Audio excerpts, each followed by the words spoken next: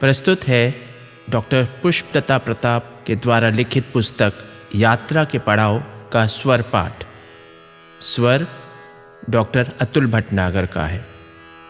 पड़ाव 4, सुरभित शैशव, 1929 से 1931।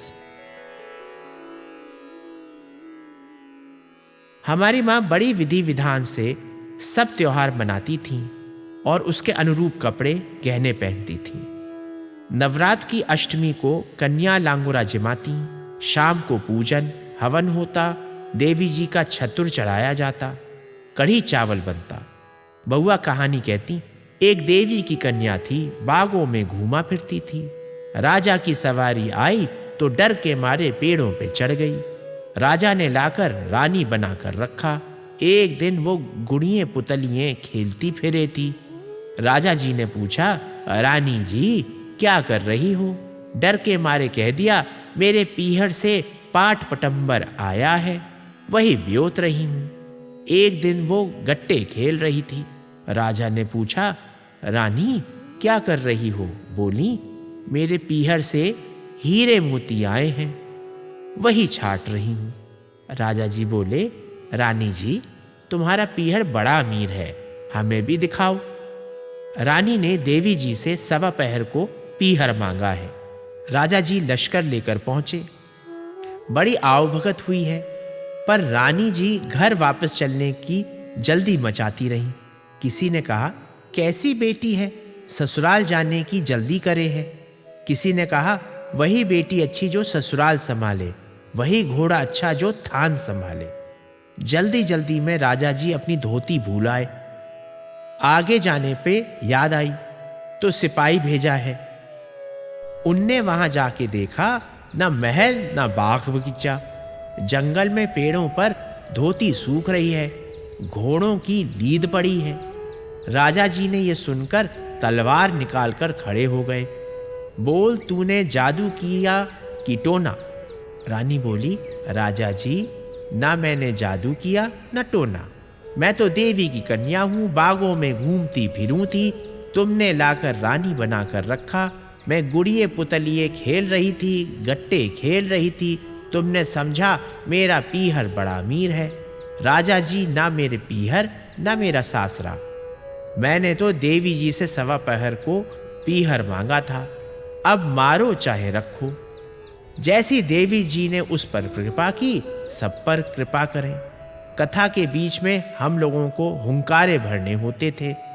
वही कहानी हर साल सुनते सुनते हम ऊब जाते थे।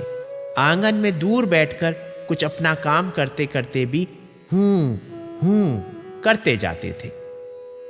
होली पर बउआ डंडिया पहनती थीं, गोटा किरण लगाकर। करवा चौथ पर लहंगा नथ व भरेवा टीका सींख से एपन रोली का माथे से नाक तक लगाती थी। दिवाली पर एक बड़े से कागज पर दिवाली लिखती थी, जो चित्रों, बेल बूटों व रंगों से सजाई जाती थी और उसका ही पूजन होता था। दूसरे दिन गोबर के गोवर्धन बनाती थी आंगन में। कहती थी कि खानदान में यह त्योहार खोटा था, प्रताप पैदा हुआ इस दिन तो जाग गया।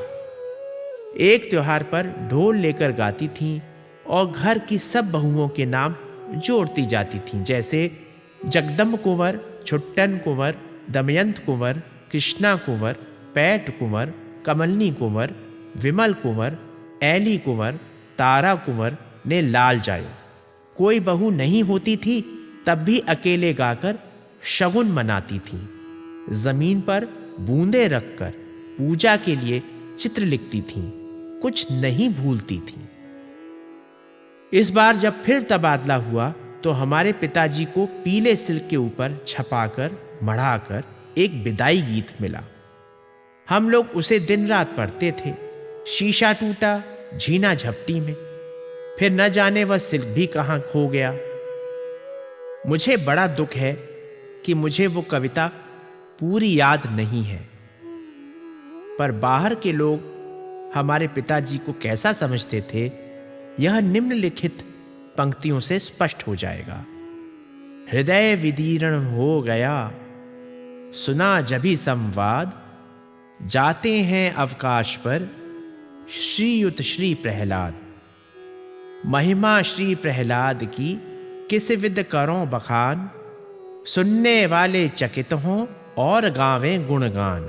है वचन में माधुरी और चातुरी हर काम में, हस्त में कौशल है शक्ति आपके शुभ नाम में। जंग बहादुर सक्सेना, मथुरा ने पेश किया। यदि मेरे परिवार में किसी को आगे की पंक्तियां याद होंगी तो अवश्य पूरी कर देंगे।